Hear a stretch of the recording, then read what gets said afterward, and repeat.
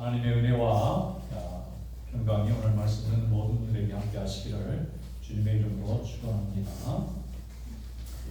조선 회상이라고 하는 책이 있습니다. Memories of 조선이라는 책인데 셔우드 홀이라고 하는 선교사가 쓰셨습니다. 100년 전 분이신데 이분이 선교사인데 태어나기를 서울에서 태어났어요. 그러니까 부모님들이 선교사라는 거죠. 1890년에 부모님인 윌리엄 그다음에 로제타 홀이라고 하는 분이 뉴욕 분들이신데 한국의 문이 열리자마자 이제 한국에 와서 부부가 또 의사셨어요. 외과 의사셨는데 이 두 분이 아주 젊을 때 의사가 돼가지고 당시는 이제 조선이고 서울이라고 안 부르고 한양이라고 그랬겠죠. 거기에 도착해서 남매를 낳아요. 그게 셔우드입니다. 그 사람이 나중에 다시 미국에 와서 공부하고 다시 조선으로 돌아오는데 이 사람이 이제 자기가 태어나고 얼마 안 돼서 여동생이 태어났는데 여동생이 죽어요. 그 가족 중에는 여동생이 제일 먼저 죽었어요. 그리고 남편 되는 그러니까 이 셔우드 홀이라는 사람의 아버지는 몇 년 이렇게 사역을 못 하시고 풍토병에 걸려서 또 죽어요. 그러니까 남편하고 아내하고 아들하고 딸이 있는데 남편이 죽고 딸이 죽고 그러니까 어머니가 남고 아들이 남은 거예요. 선교사로 한국 선교사로 그분들이 거의 평생을 지내셨는데 그 아들이 회고록을 썼는데 자기 어머니에 대한 얘기가 조선 회상이에요. 프린스턴 대학교 안에도 저 기록이 남아 있고요. 요즘은 한국에도 많이 알려져 책으로도 많이 나와 있어요. 이분들이 열심히 한국에 와 보니까 미생 상태가 너무 엉망인 거예요. 뭐 화장실도 제대로 안 돼 있고 막 길거리에 눈을 버리고 난리도 아니죠. 이러니 그냥 온갖 질병 해마다 참관하는 거예요. 그러니까 돌림병에 한 번씩 도는 사람들이 죽었는데 그게 간단한 그 바이러스나 이런 현상만 이해해도 되는 건데 이게 이제 이해가 없으니까 해마다 사람들이 이렇게 목숨을 잃는데도 이걸 해결을 못하는 거예요. 그래서 외과 의사로 와서 사람을 치료도 해야 되지만 이 해마다 찾아오는 이 병들을 해결하기 위해서 고생을 많이 합니다. 그리고 이 셔우드라는 사람은 우리나라 해방 후에는 결핵으로 이렇게 고생하는 사람들 기금을 마련하기 위해서 이렇게 구체국에 승인을 받아서 여러분 기억나실지 모르겠어요. 성탄절 즈음이 되면 결핵 환자들 돕자고 편지에 붙이는 우표를 발행한 적이 있어요. 이분이 그걸 창안해가지고 제안했던 겁니다. 그리고 이 어머니 이 로제타 홀이라고 하는 분은 고국 그 병원이라고 해가지고 최초로 여자들을 위한 병원을 세우신 분이에요. 왜냐하면 그 당시만 해도 남녀 7세 부동산이라고 해서 남자하고 여자는 뭐 같이 앉지도 못하게 하고 남자 의사가 여자 손도 못 맞게 하고 이 치료가 제대로 안 되죠.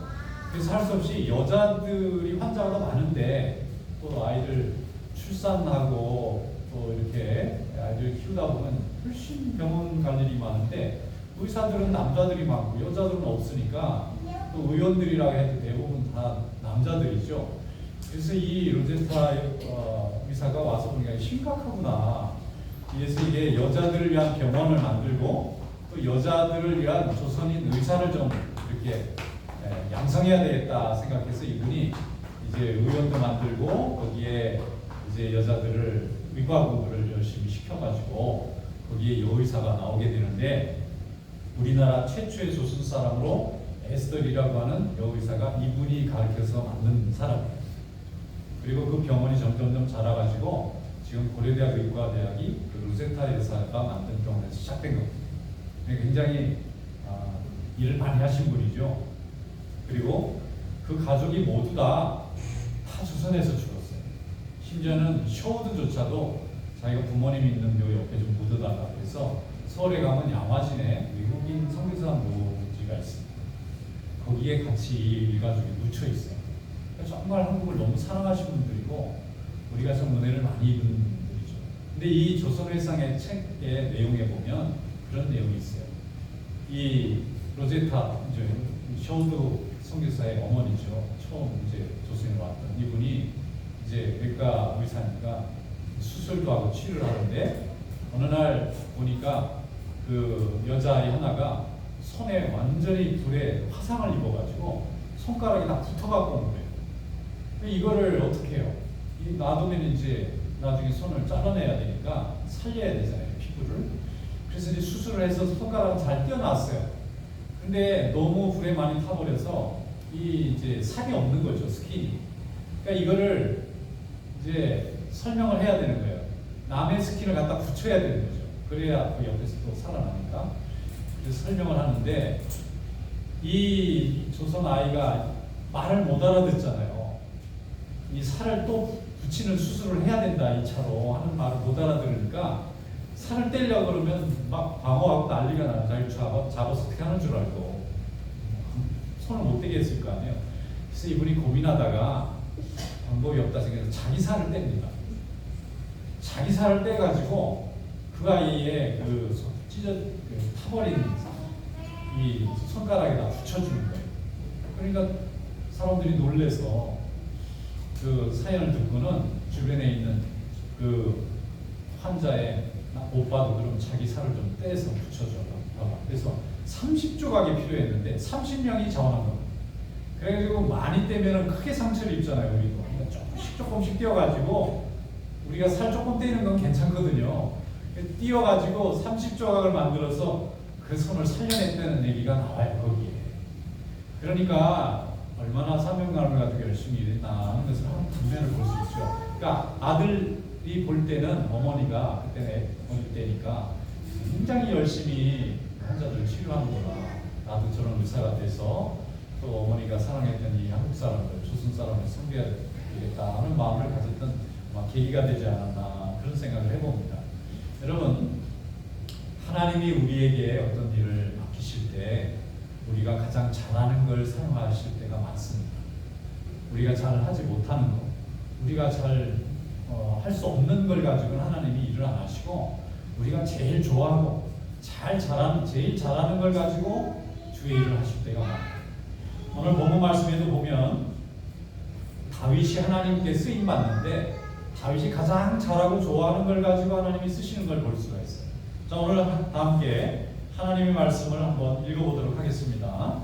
사무엘상 17장 34절부터 37절 말씀 다 함께 읽어보겠습니다. 다윗이 사울에게 말하되 주의 종이 아버지의 양을 지킬 때에 사자나 곰이 와서 양에서 새끼를 물어가며 내가 따라가서 그것을 치고 그 입에서 새끼를 건져내었고 그것이 일어나 나를 해하고자 하며 내가 그 수염을 잡고 그것을 쳐 죽였나이다. 주의 종이 사자와 곰도 쳤은즉 살아계신 하나님의 군대를 모욕한 이 할례받지 않은 블레셋 사람이니까 그가 이 짐승의 하나와 같이 되리이다. 또 다윗이 이르되 여호와께서 나를 사자의 발톱과 곰의 발톱에서 건져내셨은즉 나를 이 블레셋 사람의 손에서도 건져내시리이다. 사울이 다윗에게 이르되 가라, 여호와께서 너와 함께 계시를 원하노라. 아멘. 자, 이스라엘과 이 블레셋이 이 다윗이 살던 그 시대에 서로 숙적입니다. 블레셋이 자주 쳐들어왔어요.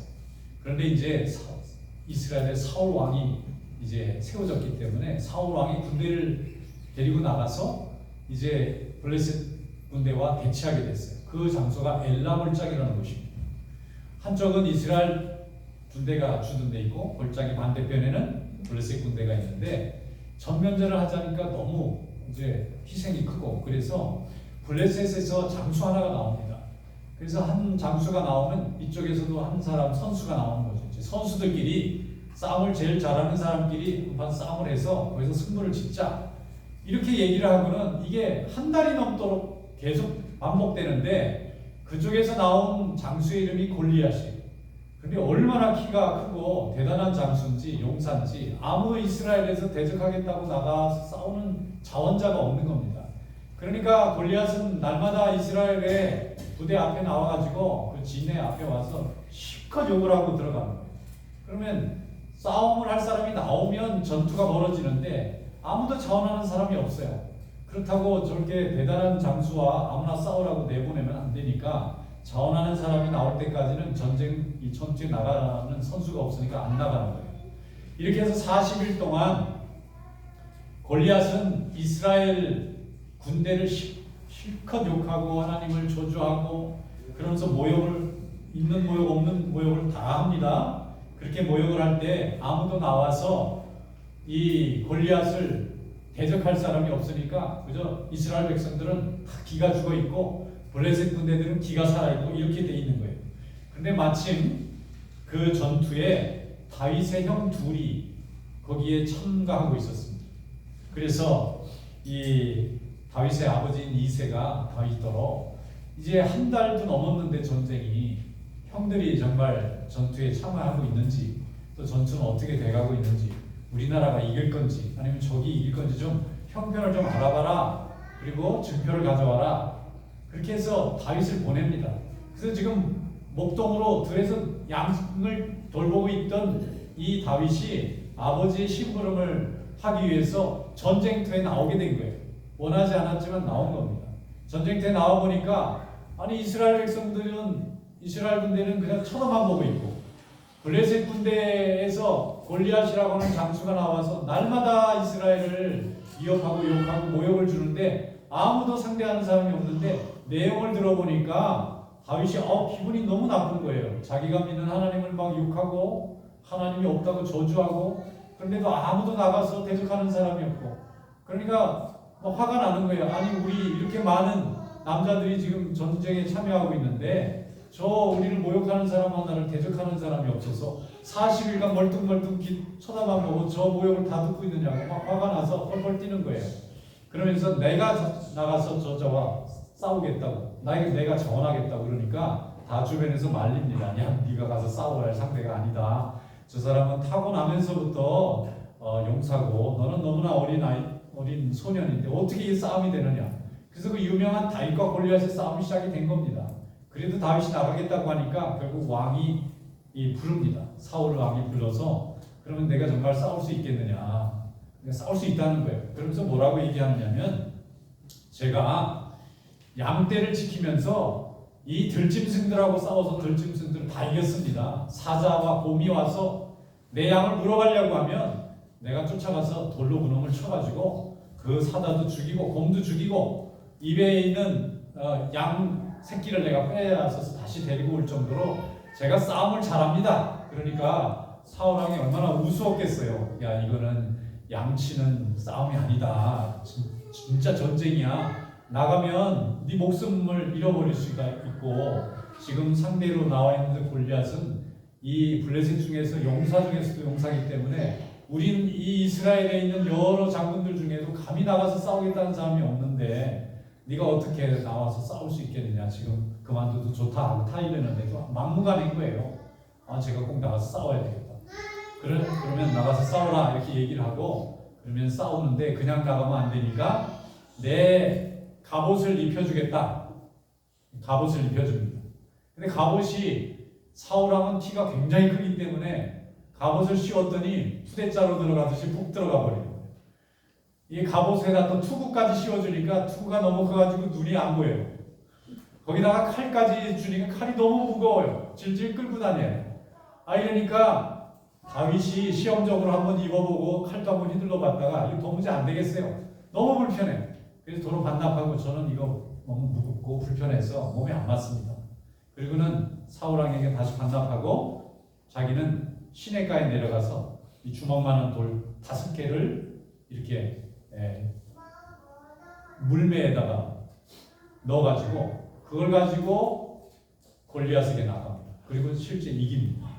그리고 다윗이 골리앗을 쓰러뜨리니까 이스라엘 군대가 전부 용기백배하고 블레셋 사람들은 너무 어이가 없는 거예요. 조그만 아이한테 큰 그 용사가 쓰러지는 거 보고 기가 막혀서 겁을 먹고는 다 도망가는 바람에 그냥 그날 전투가 이스라엘의 대승으로 끝났다 하는 얘기입니다. 그것이 바로 다윗과 골리앗의 얘기.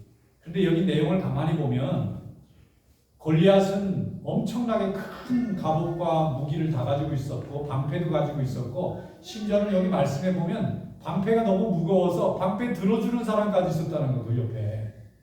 그러면 골리앗은 혼자가 아니잖아요.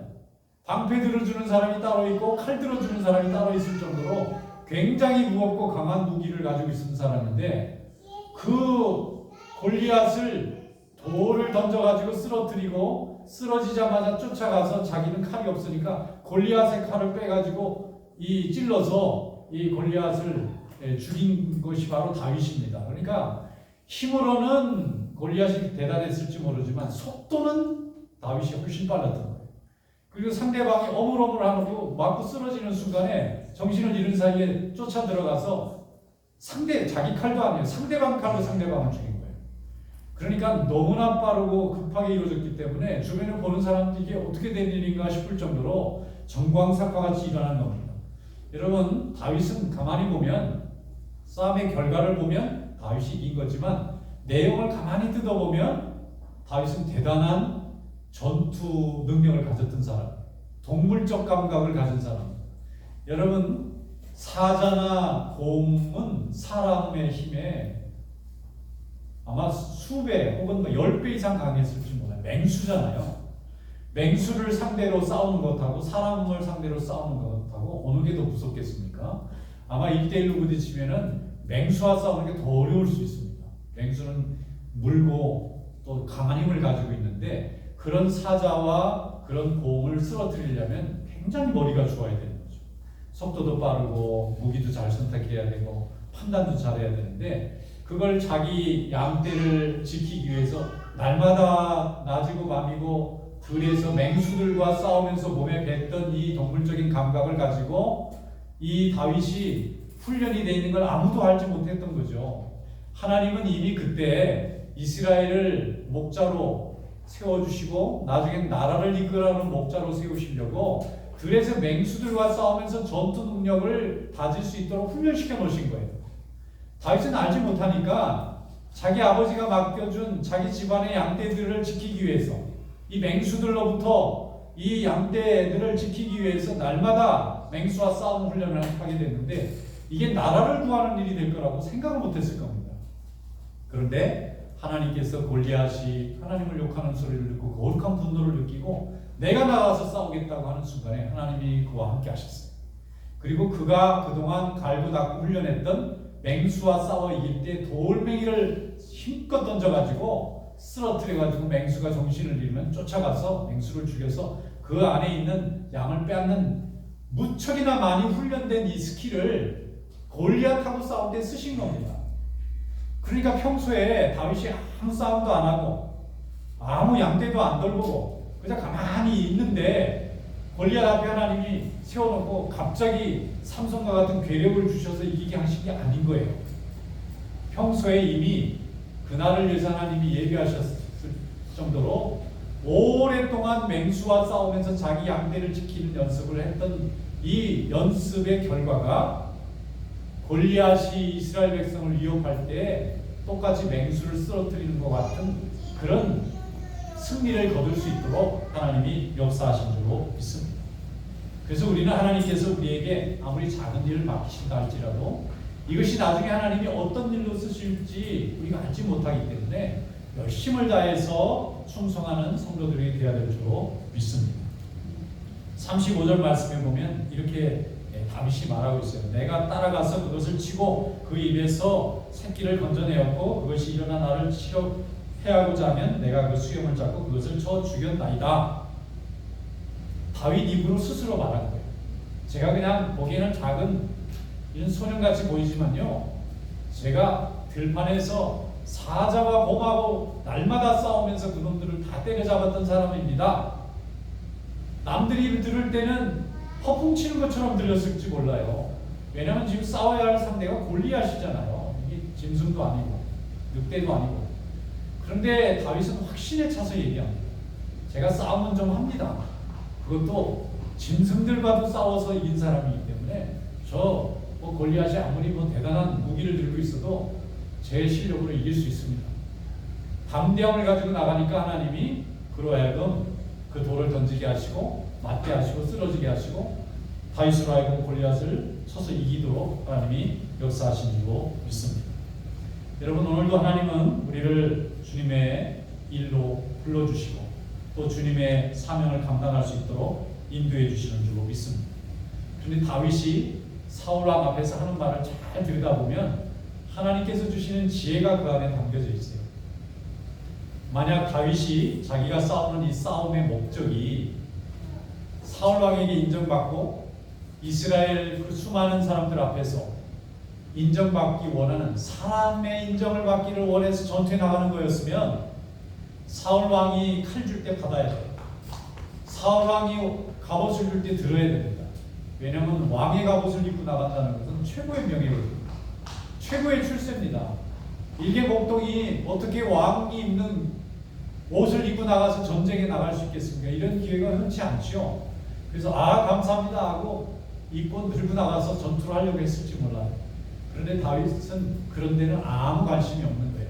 어떻게 하면 저 골리앗을 넘어뜨릴 수 있느냐, 그걸 위해서 내가 어떤 모양이 어떤 무기를 들고 가는 것이 좋은가, 그것만 집중하고 있으니까 왕이 주는 상, 사람이 주는 인정, 사람들이 보여주는 인기가 불편한 거예요. 자기는 싸움을 해야 되겠는데 내가 왜 사람들한테 이 신경까지 써가면서 싸워야 되나. 자기는 지금 목숨을 걸고 나가서 싸워야 되는데 여기서 이기면 좋지만 지면 자기가 죽는 일이에요. 그런데 왕의 갑옷, 왕의 인정, 사람들의 박수가 무슨 도움이 되겠습니까? 그래서 다윗은 자신의 미션에만 충실하기로 하고 왕이 주는 모든 그 무기들은 다 포기하고 가는 중. 여러분, 하나님 앞에서 우리가 주의 일을 할 때 온전히 주님의 인정만을 바라고 하나님의 일에 순종하는 성도들이 될 수 있기를 주님의 이름으로 축원합니다. 39절 말씀에 보면 이렇게 되어 있어요. 다윗이 칼을 군복 위에 차고는 익숙하지 못하므로 시험적으로 걸어보다가 사울에게 말하되 익숙하지 못하니 이것을 입고 가지 못하겠나이다 하고 벗었다.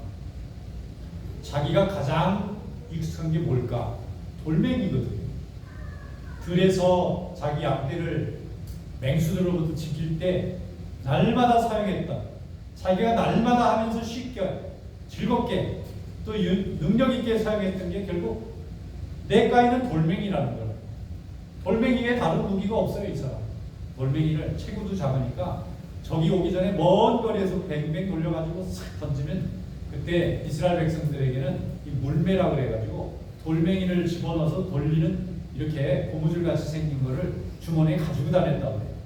필요할 때는 던져야 되니까 그거 하나면 된다고 생각했던 거예요. 제일 보잘것없는 것처럼 보였던 무기인데 다윗은 그걸 가지고 나가서 승리를 이루어내는 중요한 도구로 쓰게 됩니다. 이 현명한 선택이, 자기 몸에 가장 잘 맞는 이 선택을 했던 이 선택이 그의 목숨도 살리고 골리앗도 쓰러뜨리고 궁극적으로는 이스라엘을 외적의 침입으로부터 건지는 나라를 구하는 그런 길로 하나님께서 인도해 주신 줄로 믿습니다.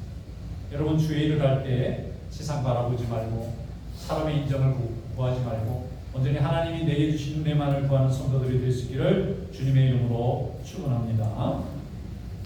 어떤 분이 의과대학 공부를 하는데 제일 못하는 거예요. 다른 사람들은 아주 수술도 잘 따라하고 뭐 이렇게 그냥 치료도 잘하고, 근데 공부했던 이분은 항상 꼴등하는 거예요. 그래서 이분이 고민하다 왜 나는 이렇게 실력이 없을까? 그러면서 이 선생님 따라다니면서 공부를 하다 보니까 사람을 치료하는 수술하는 기계가 자꾸 눈에 들어오는 거예요. 그 기계가, 수술하는데 기계가 많지 않습니까? 저 기계가 말을 잘 안 들어서 저게 효율이 없구나, 저걸 저렇게 바꾸면 참 좋겠는데, 다른 사람은 환자에 관심이 많은데 이분은 환자를 수술하는 기계에 관심이 자꾸 생기는 거예요. 그래서 이분이 의과대학을 공부를 그만두고 저거를 그러면 내가 조금 더 잘 만들어가지고 이 수술하는 사람이 수술을 좀 편하게 할 수 있게 도와주면 좋겠다. 이래가지고 이분이 회사를 만들고 그리고 기술을 공부해가지고 나중에 이 수술하는 기계를 만드는 회사를 창업합니다. 근데 이분이 이게 성공을 해요. 그리고 의사분들한테 수술을 할 때 조금 더 좋은 기계, 더 편리한 기계, 더 이렇게 효과가 좋은 기계를 계속 만들어내는 거예요. 그래서 의사 선생님이 환자를 치료해서 구하는 것만큼이나 이분이 장비를 잘 만들어가지고 그걸로 좋은 기계를 만드는 그런 역할을 굉장히 많이 하게 됐어요. 그래서 이분이 참 감사하다는 거예요. 내가 참 잘하는 걸 하나 잘 발견해가지고 내가 할 줄도 모르는 걸 자꾸 따라하면서 힘들어 했었더라면 어떻게 했을까? 내가 정말 좋아하고 잘하는 걸 만들어서 이렇게 하니까 너무나 좋다. 그러면서 이분이 고백하는 것을 들었습니다. 여러분, 민수기 말씀에 보면은 아말렉과 이스라엘이 광야에서 전쟁이 붙었어요. 그런데 모세가 산꼭대기에 올라가서 하나님 앞에 두 손을 들고 기도하면 승리하고 팔이 아파서 내리면 밀리는 거예요. 우리 편. 그러니까 내리지를 못하고 계속 들고 있으니까 얼마나 팔이 아프겠어요. 그러니까 옆에 있던 아론과 훌이, 하나는 동생이고 하나는 처남인데 한쪽 팔씩 붙잡아줍니다. 그리고는 세 사람이 손을 붙들어 가지고 하루 종일 전쟁이 완전히 끝날 때까지 팔을 안 내려놨다는 거 아닙니까? 그리고 그 사이에 여호수아가 전투를 지휘해 가지고 대승을 거뒀어요. 근데 여러분 한번 생각해 봅시다. 여호수아가 나가서 전쟁을 하고 아론과 훌이 기도를 도와줘야 되는데 아론과 훌이 전투에 나가겠다고 그러면 전쟁이 잘 됐을까요? 아론과 훌은 제사장 사람들이기 때문에 전쟁하는 사람들이 아니죠. 그런데 여호수아는 전쟁 지휘관입니다. 그 전쟁 지휘관이 전쟁을 하는 거고 제사장들은 기도를 하는 거죠. 그러니까 하나님이 승리하게 하신 거죠. 하나님이 우리에게 각자 다양하고 또 유능한 가장 잘할 수 있는 재능과 은사들을 다 주셨는데 이걸 남하고 비교하고 그럴 필요가 없이 열심으로 감당하는 성도들 될 수 있기를 주님의 이름으로 축원합니다. 베드로와 바울이 있어요. 바울형 지도자가 있고 베드로형 지도자가 있어요. 바울과 바나바는요 돌아다니면서 순회하는 전도자로 교회를 세웠어요. 이분들은 오래 있질 못해요. 왜냐하면 몸이 근질거리는 거예요. 또 새로운 영혼들을 구원하러 또 가야 돼요. 그럼 교회를 세워놓으면 반년 1년 만에 떠나야 되는 거예요. 그럼 남아있는 사람들은 지도자가 갑자기 사라졌으니까 어떻게 해야 될지 모르는 거예요. 그래서 이 바울과 바나바는 선교하는 순례하는 선교사 주의 종으로 가는 곳마다 교회를 많이 세웁니다. 그런데 베드로와 야고보 같은 사도들은 목회를 한 곳에서 오래 하고 성도들과 오래 하는 수비형 지도자들이에요. 야고보는 예루살렘 교회 하나밖에는 섬긴 적이 없습니다. 그 교회 하나 평생 섬겼어요. 수십 년 동안. 그리고 많은 하나님의 역사를 이루어갔어요. 그리고 베드로도 역시 로마 교회에서 평생 선신했습니다. 여러분 이와 같이 각자의 은사와 달란트에 따라서 하나님이 다양하게 사용하셨는데 베드로가 갑자기 바울처럼 일을 하고 바울이 갑자기 베드로처럼 일하면 서로 맞지 않아서 그렇게 열매가 많지 않았을 겁니다. 열매는 있었겠지만 이와 같이 하나님께서 우리에게 각자 자신에게 주시는 많은 은사를 통해서 하나님의 일을 할 수 있도록 인도해 주시는 줄 믿습니다. 그래서 우리가 무엇을 잘하나 무엇을 제일 기뻐하나 생각하고 거기에 맞춰서 항상 수고하고 봉사하고 주님께 영광 돌리시기를 주님의 이름으로 축원합니다. 우리 성도는 세상에서 예배 잘 드리고 기도 잘하고 봉사 잘하고 하나님 사랑하고 이웃 사랑하는 데 전문가 되잖아요. 하나님이 이걸 통해서 지금도 교회를 세우시고 이끌어 가시는 줄로 믿습니다. 어떤 집사님 한 분이 은혜 받아서 예수 믿고 그 다음에 교회 무슨 봉사를 해야 되나 봤더니 성가대가 너무 멋있는 거예요. 예배 시간에 찬양으로 영광 돌리니까 야 나도 성가대를 한번 하고 싶다. 그래가지고 저도 성가대 넣어주세요. 그래가지고 성가대에 들어가 봤는데 영 안 맞아요. 이분이 약간 음치는 아니지만 약간 가까워요. 이래가지고 음을 제대로 못 잡고 박자가 안 맞고 그러니까 이 박치다가 음치다가 난리야. 그러니까 이분 때문에 지장이 돼 도리어.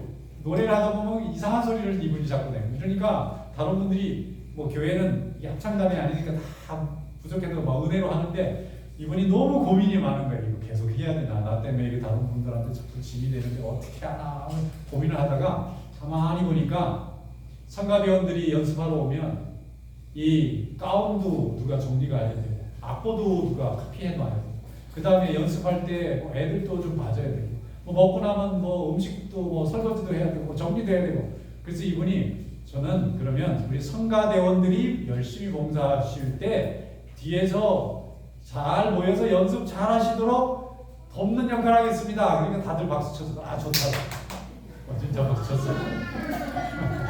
네. 이래가지고 성가대원들이 찬양을 잘할 수 있도록 돕는 일을 너무 열심히 하는 거예요.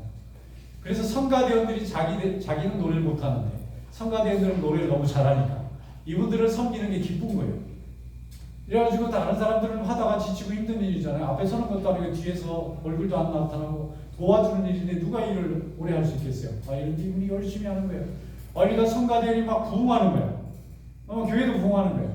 나중에 이분이 장로님이 됐어요. 왜냐면 교회에서 찬양하는 사람, 아이들 가르치는 사람, 봉사하는 사람들을 뒤에서 돕는 일을 좋아해요. 이분이.